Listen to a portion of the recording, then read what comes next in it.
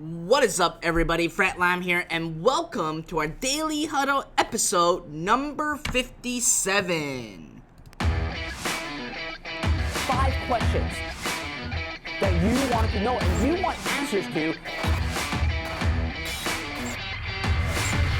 Tell me what your number 1 question is going to be. Alright, so obviously I just came back right from dinner for my Chinese New Year Eve with my family. So I actually rushed back to the office so I could actually host my Daily Huddle with you guys to answer 5 burning questions that you may have about your business, or maybe something that you're stuck on, or you may have an idea that you want to basically get my advice on for your business. Now, with that being said, again, today is going to be a little bit shorter section. It is obviously pretty late at night right now, and I'm not sure if I have anyone from the East Coast, which by right now, it is actually midnight. Now, again, like I said, I'm going to do everything that I can to actually be here live with every single one of you to actually ask or answer your questions and to basically share with you the knowledge that I have. Now, with that being said, again, I genuinely forgot about my charger for my tablet, which I actually left at home. It's just been a crazy week for me. I haven't really had time for myself to do whatever I want. It's always been just waking up, going to business, getting into meetings, and I didn't even have a chance to even hit the gym for the past week or so. Now, with that, obviously just sharing a quick background story of what is happening with me throughout the past several days. It's just all been meeting, work, and it's just basically rinse and repeating from there. Now, with that being said, again, today is Thursday, and as you guys all know, on Thursdays, I am on live pretty late, only because I have a members only webinar that I host only for my Zero Up members, and I basically bring in a lot of value in there, and I obviously have a time slot dedicated for them every single week. So on Thursdays, please expect me to actually be here live pretty late at night, but at the same time, it may be great on having people in UK or Australia or New Zealand to actually join us, because the time zone is actually much better at this time for us. Now, with that being said, let me actually dive right into our 5 questions for today. Now, one of the questions that I want to basically feature is collecting email addresses for e-commerce, and I have a person that actually brought up this question to me, and I want to address it and share with you what my take is, or what my strategies are. And again, there's so many other strategies out there. It's really depending on what is working for you.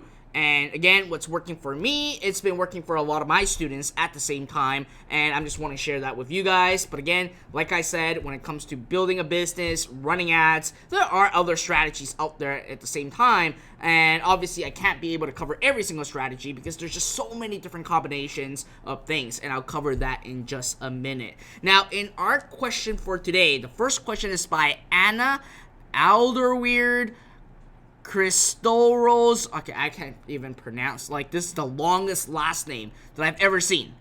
Like, it contains like 25 characters. This is crazy. So I'm just going to call you Anna. Alright? Anna said that I have a Facebook business account with 2 separate accounts. Okay? Great structure. I use one account for a men's website and the other Facebook account for a women's niche brand. Okay? Smart. Obviously, you want to basically have the right pixel to only the right one pixel, one website, and you have a men's website, you have a women's website. That's a great setup. Obviously, I don't want to mix these pixels up to confuse Facebook algorithm. I want to create a custom audience created from the visitors to specific pages of my women's website. But when I try to add a custom audience, I'm only given the option to use men's account or pixel, not the one I wanted to use. Do you know how to set a pixel to add visitors to a custom audience? So great question, and I think this is a very simple answer, or simple question and simple answer for you.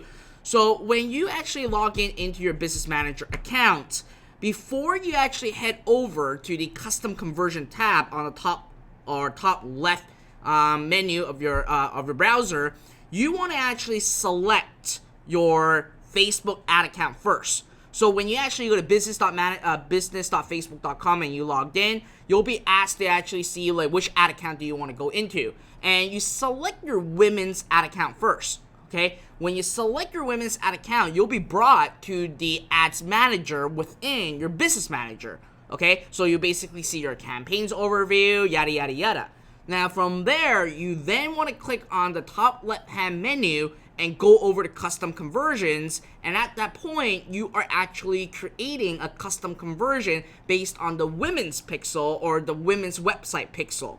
So what's really happening, I think that it is just you just click on the wrong things, and when you're going to the custom conversions, it is just routing you back to the men's website other than the women. So to bypass it, simply go to business manager account, select your ad account, which is the women, then go to the custom conversion, and you should be able to actually create your custom audience from there. Alright, so pretty simple stuff. I hope that really helps you out. Now the second question of the day is by Vanda. Vanda said, I'm interested in Zero Up, but I cannot find any testimonial from current users. All I found were those affiliate reviews. I want to know what are the challenges that faced by them and see if I can scope with it before I join.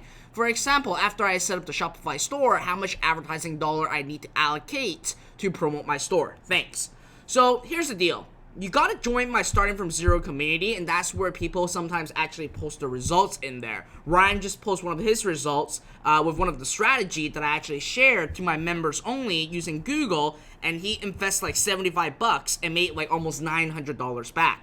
Now, a lot of testimonials actually living inside our Zero Up community. Now, in our Zero Up community, it's only approved for people that actually is a member of Zero Up, because we share a wealth of knowledge right inside. So again, I've actually shared a lot of testimonials with you guys, people making like $4,000 a month, $4,000 a day, people making $100,000 a month. There's a lot of testimonials that I featured in my webinar. So again, it's up to you if you decide that you want to actually really build your e-commerce business. I built a platform and a program that works, and we have a lot of people with amazing success with our program. Now again, I'm not selling you, I'm only answering your question right now. Now when it comes to how much advertising dollar I need to allocate to promote my store, this is a very vague question that has been asked. I cannot basically say, well, you only need $500 into advertising and you will guarantee XYZ back. That is not the deal, and as you know, I never hype things up in my webinar. You have to understand that you are investing in your business. And I share a $5 a day advertising strategy that you can start out with. Now, when it comes to budget, it's really depending on how much you want to invest. And there's actually two factors involved. Number one, how much are you willing to invest in your ads?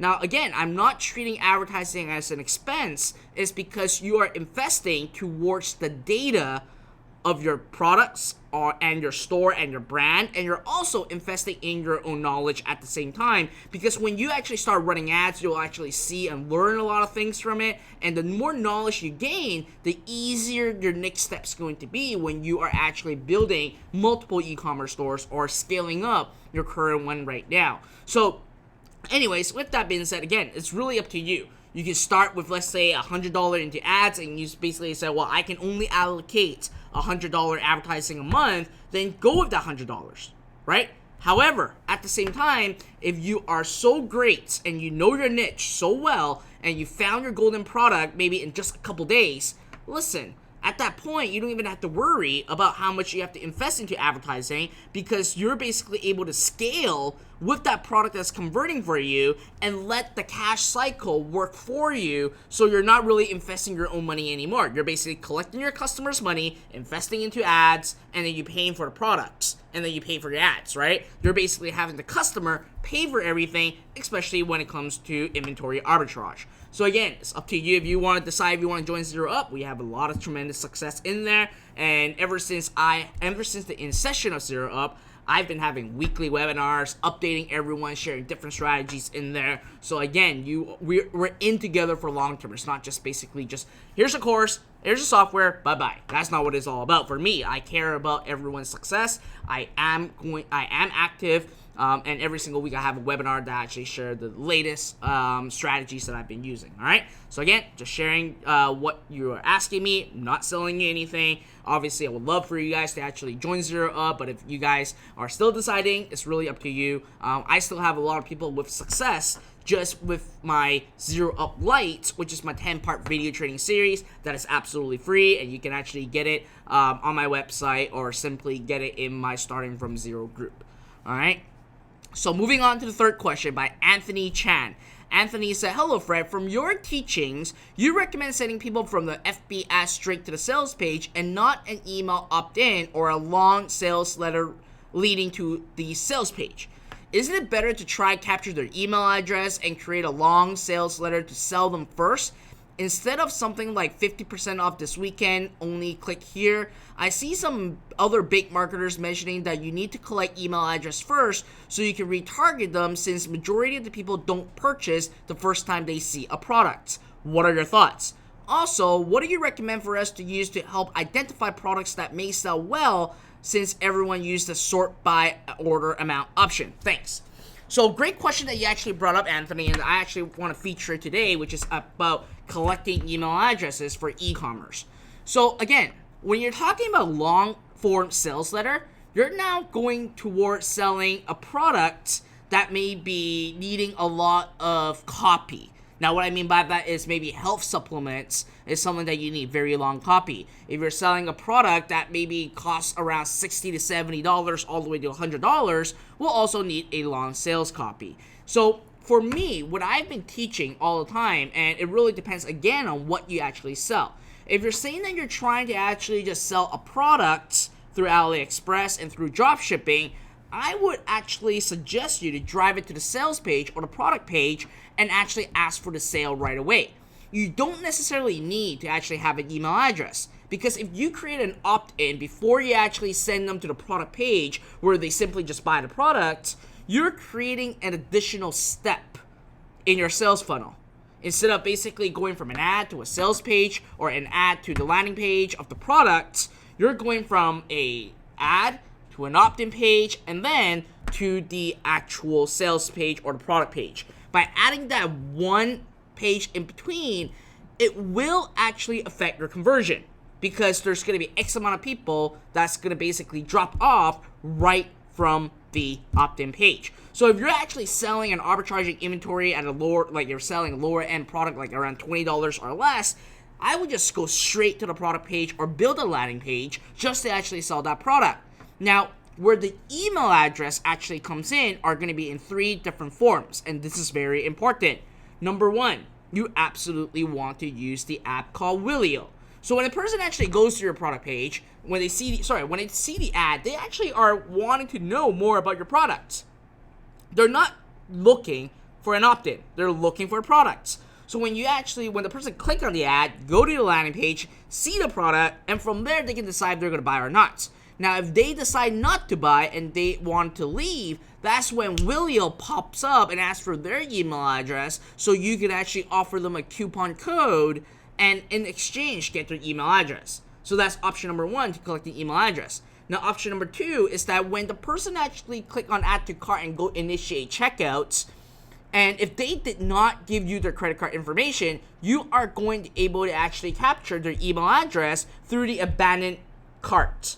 So now that's avenue number 2 for you to actually get an email address. Now, obviously, number 3 is to simply get the sale. And when you get the customer to actually buy, that's an email address as well. So when it comes to e-commerce, there's already 3 avenues depending on where the customer is in your journey or an experience to collect email address. What's the point of actually collecting their email address right away, right?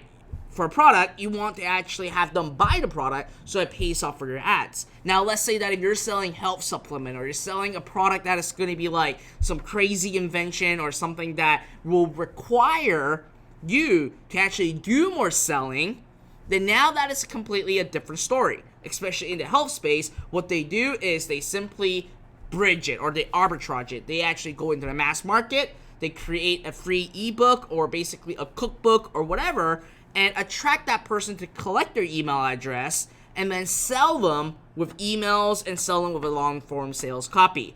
So again, like I said, it really depends on what niche you're in and what products you're selling and how you're presenting the product and how much you're selling the product will really determine if you need an opt-in page or not. Now again, if you're selling like a $20 product or $30 product or less, you don't necessarily need to actually have an opt-in page because it doesn't make sense. What are you going to do? From the ad, are you going to say, get 50% off on this product, enter your email address, and then they have to go to an opt-in page, give you their email address, then be sent to the sales page? Or do you want to basically say, get this product for 50% off, here's the link, go here and buy, right? When you do that, obviously, you're going to ask for the sale right away, and that sale can potentially pay off for all your ads. So that's my take. Now, obviously, with the sales page and with the product page, you still have 3 opportunities to actually collect that email address anyways.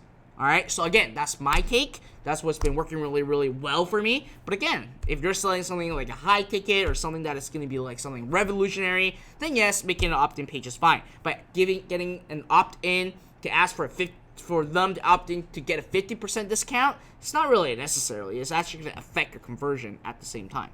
All right. Your last question is also, what do you recommend us to use to help identify products that may sell well, since everyone used the sort by order amount option? So here's the deal, Anthony. I said this multiple times. Even if you actually find a product that is actually selling well, it doesn't mean that you are going to sell well, because there's so many factors involved: the ad itself, the targeting itself, and also, most importantly, the conversion of your website. So what you want to do, and I keep telling every single person about this, you gotta be in your market, because when you are in market, you will know what you would want to buy.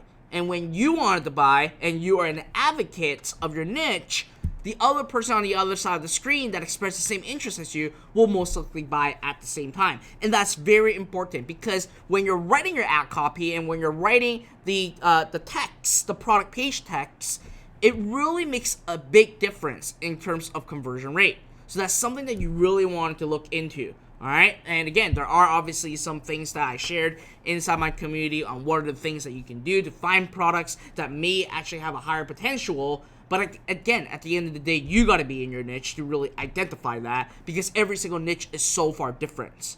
All right. Like going after the grandma niche, there's going to be other products that just sells. Or maybe the unicorn niche, right? Unicorn sells. But are you able to sell unicorn to the people that love unicorn? All right. So that's very important. Moving on to the 4th question of the day is by Angus Lovas. Angus said, hello Fred, I have just built my store almost ready to open and start the ads. These days, I am searching on Alley for products in my store. My question is about this. As I look for products, all the vendors offer about the same price and same product, as I think they are the same quote-unquote e-commerce vendor as we are. But there is a chance or any secret how to find that the company or that vendor who really produce those products, so we can buy from them much better money. Then we can offer better price to our customers. Thanks for all your help. I keep watching all your videos and training that are very, very helpful and useful. Best regards, Angus. Great question, Angus, and here's the deal.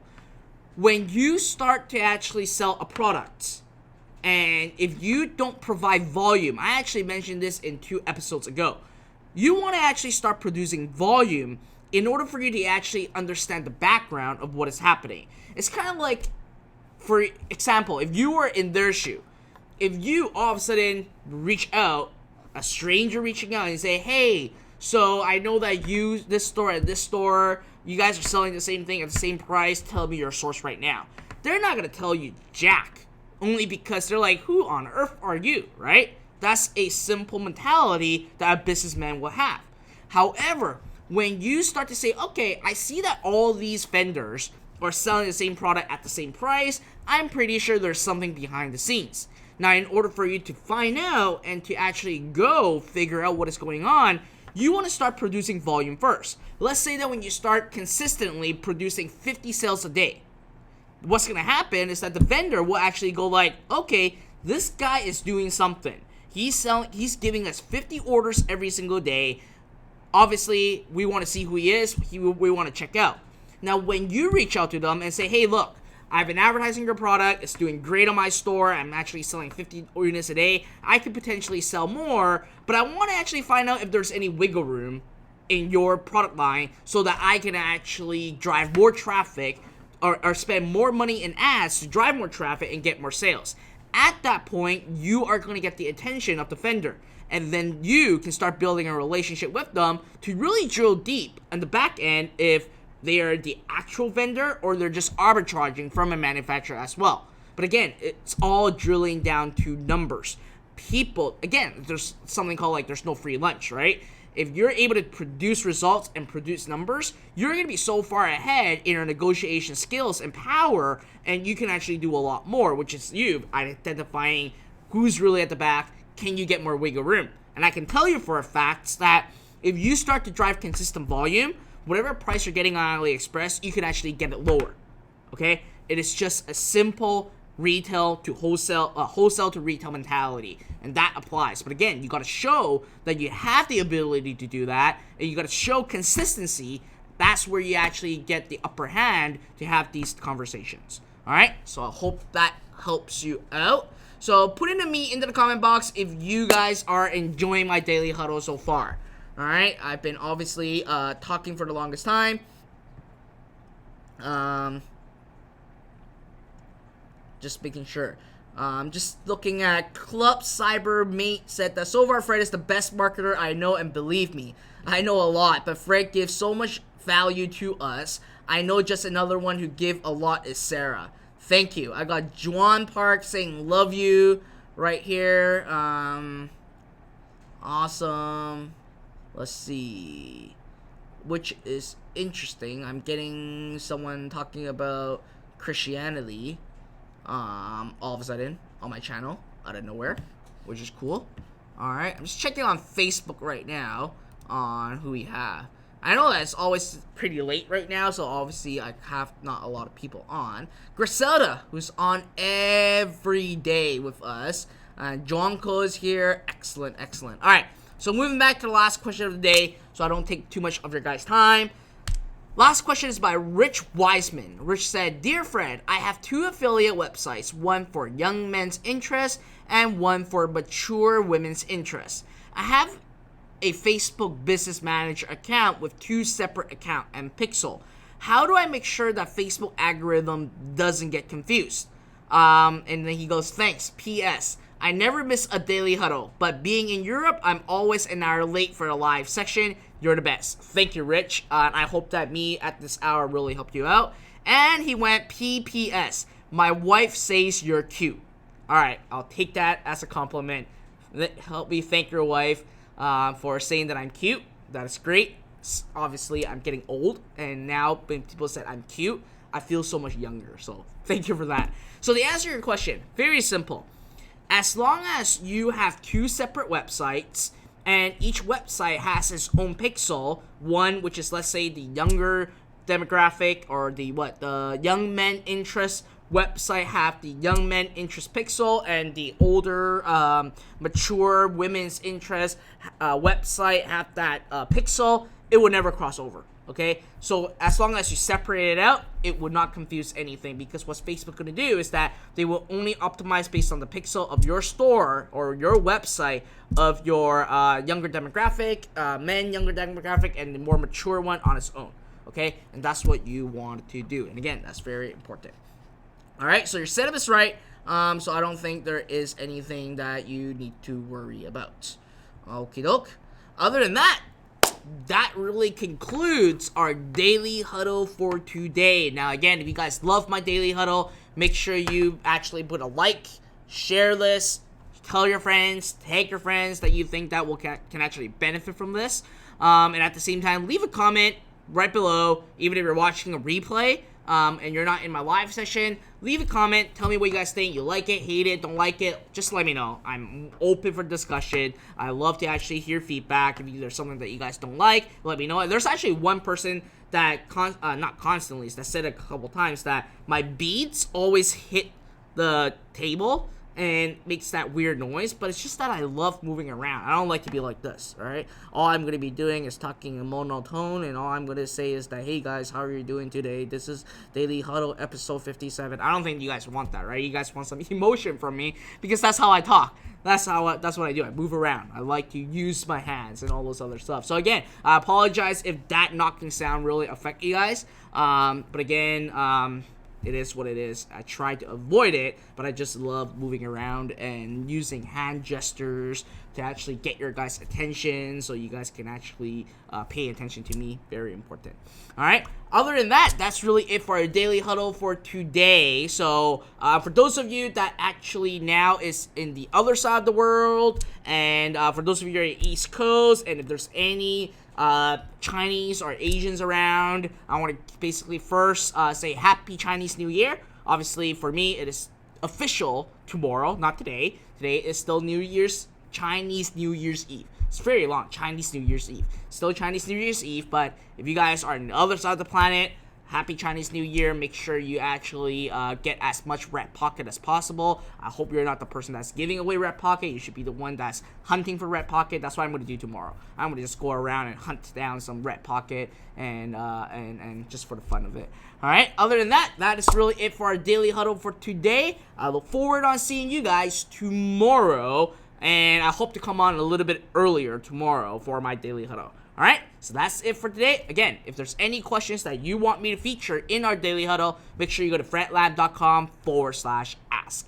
Alright, so that's it for today. See ya. Bye now.